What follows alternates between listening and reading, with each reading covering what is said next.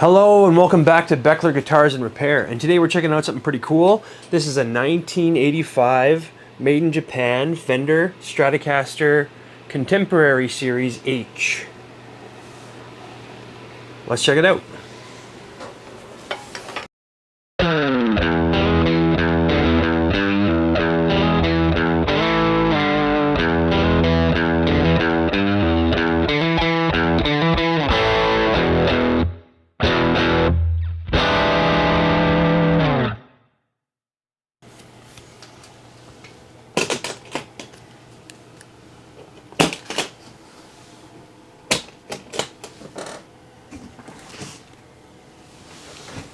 Alright, here it is. So this is 1985 made in Japan Fender Contemporary Series Stratocaster H. So the Contemporary Series was the first series of guitars to come out of Fender Japan. They're actually labeled Telecasters and Stratocasters. Before that, the only guitars that came out of Fender Japan were the Squires. So these were the first models actually sporting the real USA Fender names, like the Stratocasters and the Telecasters. And they just have Fender on the headstock, no Squire or anything else like that. So these are all made in the Fuji Jingaki factory, which is a really highly respected, high quality factory out of the 80s.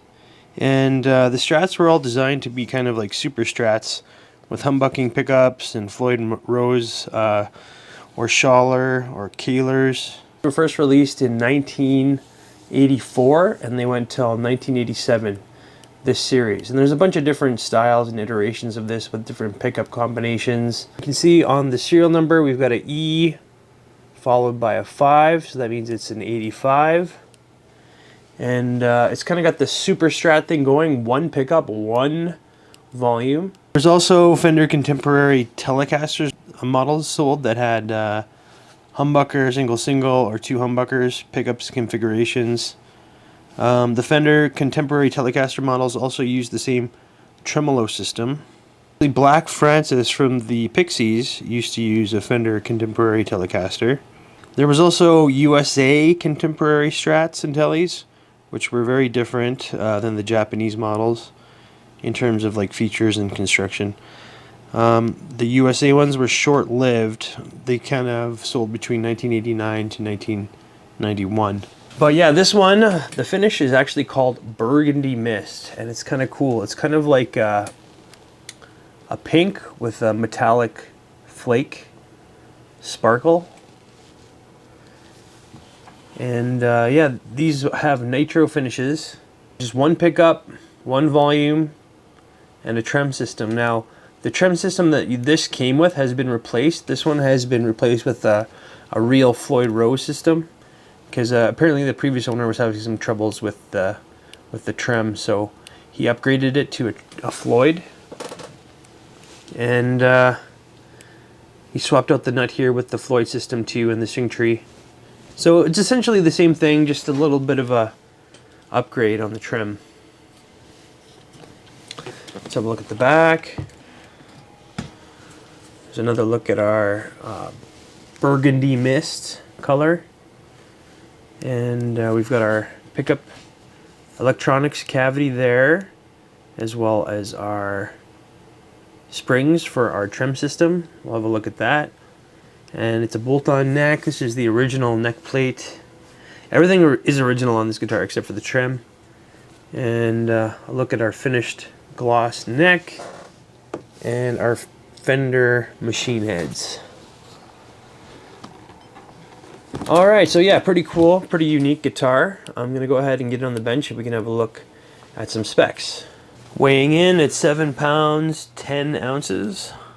And our single Fender humbucker is reading a 7.27. Alright, width at the nut is a 1.65, and at the 12th, a 2.04.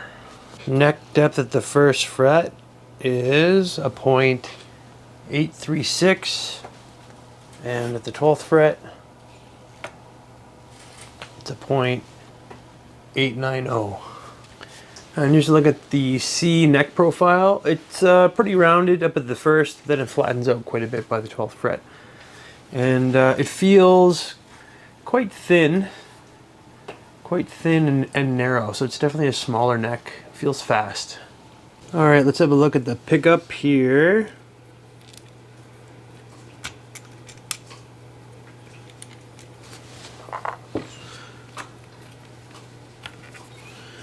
And we can see it's just kind of an unbranded humbucker pickup. I couldn't find in the specs anywhere exactly what these were. Or I know sometimes you'd find DiMarzios and some Fender Japan stuff. But yeah, it's hard to say what this thing is. It looks pretty nondescript. It's got gold screws and some pickup screws lining the bottom. But I guess we'll hear how it sounds and judge it from that. Here's a look at our route here. So it looks nice and clean, and a little bit of that buffing compound in there. But you can't really see any wood grain because it's all a gloss metallic finish in there. But yeah, it looks as it should. And here's a look at our floating Floyd bridge here. I'm not really sure what kind of Floyd this is, like what model specifically. It says Floyd Rose here on the side, and there's two posts that it's mounted to, and everything looks really sturdy. It seems like a really high quality one, but I'm not sure the model exactly. All right, here's a look at our control cavity. So yeah, just one pot in there, and this big giant cavity, and the output jack. So there is room to put extra controls in here, so if you really wanted to put tone in there, if you need to have a tone, you could go ahead. There's only one route for the humbucker, so there's not much you could do there aside from like making another route in the body, but there is room for additional controls in there, so something to keep in mind if you were to buy this for like a modding platform reason. And a lot of these contemporary series were basswood bodies. And now that I can see the wood and the grain, I think that's seems to be what this is made of. So this is a basswood body. And let's have a look at our trim cavity. Right, here's a look at our trim cavity. So again, you can see more of that basswood. And yeah, it looks nice and clean. There's room on the trim system to be adjusted. So I'm probably just going to leave it on with the back off while I'm adjusting it. Alright, here's a look at our neck pocket. So yeah, nice clean route. You can see the basswood there. And there's some markings in there. It says G551EX. And then it does have the micro tilt system, which I didn't realize, so that's cool. The micro tilt system basically just allows you to adjust your neck angle a little bit to improve action if needed. And here's a look at the neck. It's labeled G555, and not much else. And the neck pocket is actually quite tight. It fits in there really nice and tightly with very little room to move, which is good. Alright, let's take a quick look at the condition. This thing's in quite nice condition. It's nearly 40 years old, pushing 40, so keeping that in mind, it's in really nice shape. There's a look at our headstock. No major scratches or dings there. And our decals are all in good shape. You can see the serial number. And there's a couple screws put in to put the string tree. There was a different style string tree originally with this guitar. It had a nut too, and then these were installed, but they fit just perfectly. There's no overhang or anything else like that. The truss rod works really well too. Easy to adjust and responsive. The fretboard's nice and dark piece of rosewood, and the frets are in really nice condition. They're super shiny, and no play wear, or maybe very minimal play wear. I think there's a couple spots you can see a little bit of wear, but overall it's pretty good. And yeah, so our frets are all nice and level, and this thing plays nice and low with good action. And the front of the body is in quite nice shape. There's a better look at our burgundy mist finish. It does have a few small impressions and marks here and there. It's got the original Fender knob with the F on there. And again, our trim system has been upgraded and replaced with a proper Floyd Rose system that works great. And then on the back, we can see more of that burgundy mist and just a few little marks and dings here and there. I think I noticed a bigger chip on the back here. Oh yes. If you see, that's probably the worst of it there, right on the back. A bigger chunk taken out there, kind of a chip. And then we've got our original neck plate. This has the micro tilt system as well. And then we have our black finish neck, which is cool. And no major dings on the neck, maybe a couple small impressions, but pretty hard to feel. And those are our Fender machine heads. So yeah, overall quite nice condition. Alright, just finished setting up the Floyd, which can be a little bit of a process. I'm actually going to be releasing a video on how to do a quick and easy Floyd setup. And I'm going to be using this guitar as the example, but the setup I just did. But let's go ahead and check the setup. Here, using the notch straight edge, you can see that the truss rod's set nice and straight. There's just a small amount of space between the notch straight edge and the fingerboard. So that means there's just a nice and straight truss rod with just a little bit of flex there. And then here at the 3rd fret, when you use the 3rd fret, you can see the strings just resting very gently against that 1st fret. So that means our action's really nice and low. At the nut, and then at the 12th fret, we can see that on the low E, our action is set to 1.5 millimeters, and at the high E, it's at 1 millimeter. So that's where I like to set all my guitars, nice and low. And we're just going to go through the whole fretboard just to make sure there's no buzzing or fretting out anywhere. I like to speed up this part, but if you want to hear it in real time, you can slow down the player to 25%.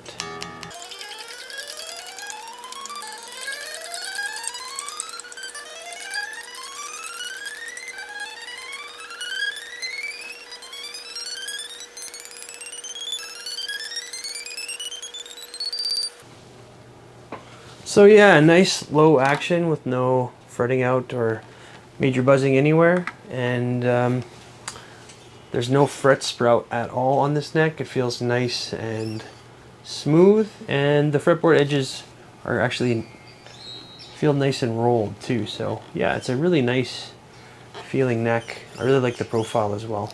Okay, let's go ahead and plug it in and see how it sounds. Alright, I'm plugged into the One True King rig.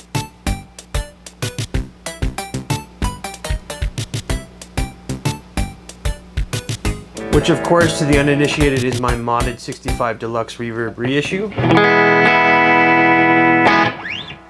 And not a lot of options on this guitar, just the volume, so we'll go through some clean and then some dirty and then maybe some 80s.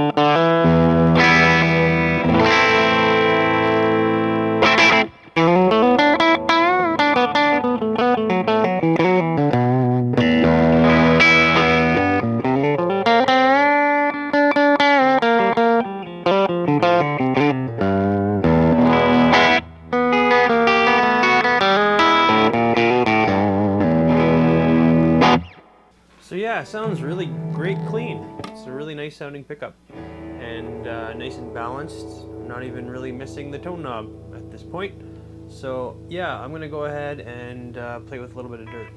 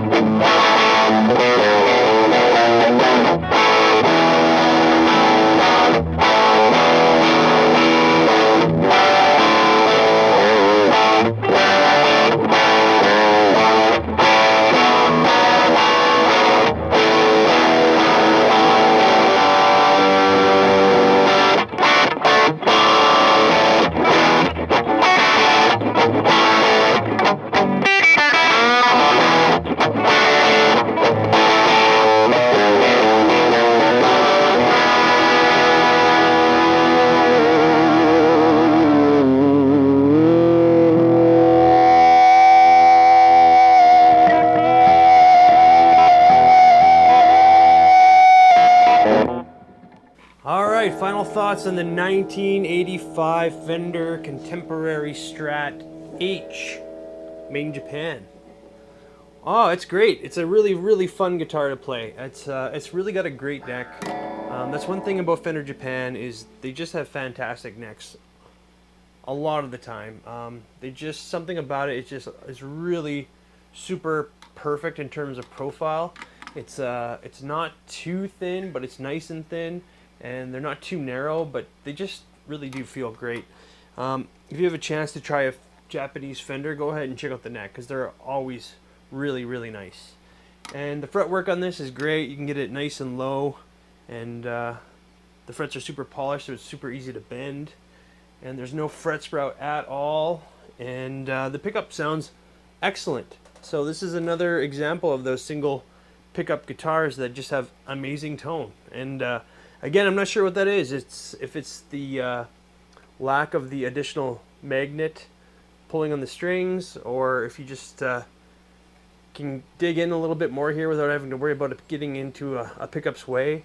But whatever it is, single pickup guitars just really do sound great. And there is some room in the cavity if you ever wanted to put a tone knob there as well. However, I found this pickup to be quite balanced, and I wasn't really looking for a tone knob while I was playing. I was pretty happy with the way it sounded. And yeah, just in terms of construction and the fit and finish, these Japanese guitars are amazing. They're super high quality and well-crafted instruments. I really like this burgundy mist finish. It's that kind of like a pink champagne kind of a color with the metallic flake. So that's really cool. And I can't speak on how the original trem on these guitars would have been, but I know this one has been upgraded to the Floyd Rose, and this Floyd Rose stayed in tune really well and just functioned great. It was easy to use the trem system, and it was always back in tune really nicely. So yeah, very cool guitar. I've never tried one of these before, so I was happy to get my hands on one so I could review it. But yeah, this is going to be on the Reverb if you're interested in this guitar. Link will be in the description. But that's going to be it for today. Thank you for tuning into Beckler Guitars and Repair, and I'll have more for you really soon. Thanks a lot.